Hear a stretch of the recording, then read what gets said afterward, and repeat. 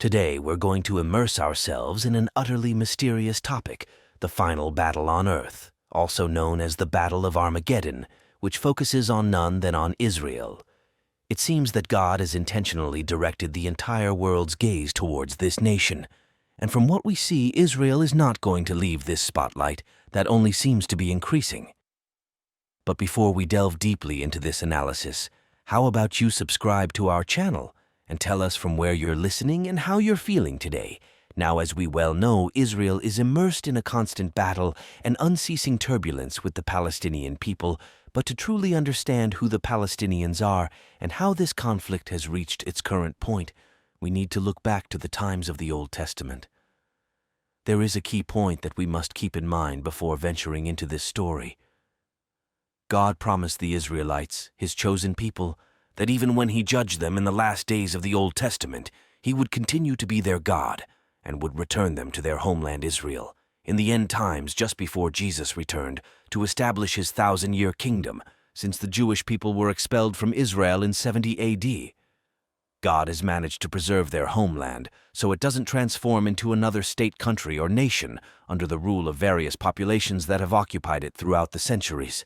Astoundingly, it was only in 1948, when the Jews officially declared the State of Israel being recognized by other nations, which shows that God fulfilled His original covenant promise with the Jews made in the Old Testament to bring them back to their homeland.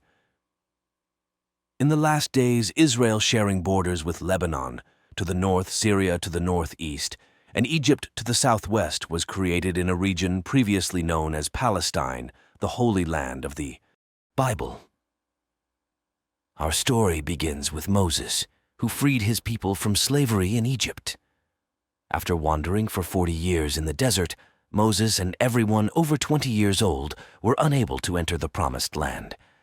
Then Joshua and Caleb led the next generation into the Promised Land, corresponding to the area of Palestine, originally known as the land of Canaan, inhabited by the Canaanites.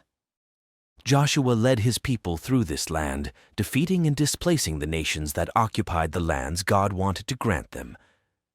After settling in the Promised Land, the Jews formed a tribal confederation and established the biblical kingdoms of Israel and Judah.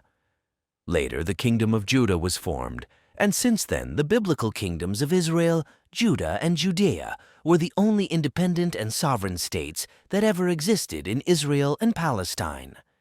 Surprisingly, no other group of people has managed to establish a state there since the Jews were expelled in 70 AD when the Romans conquered the region.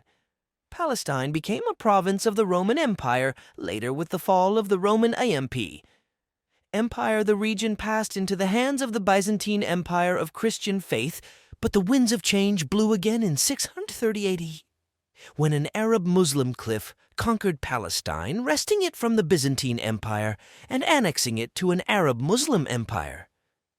During this period, many inhabitants of Palestine converted to Islam, although the land never officially became a state or country, even under Muslim rule. In a new twist of events in 1099, and European Christian crusaders took over the region of Palestine. Despite this conquest, the Crusaders also failed to establish Palestine as an official state or country, instead using the region more as a military base. Then Palestine went through the hands of Syria and subsequently was controlled by the Ottoman Turks. World War I brought more changes. After the defeat of the Ottoman Turks, the British took control of Palestine, temporarily governing it under the League of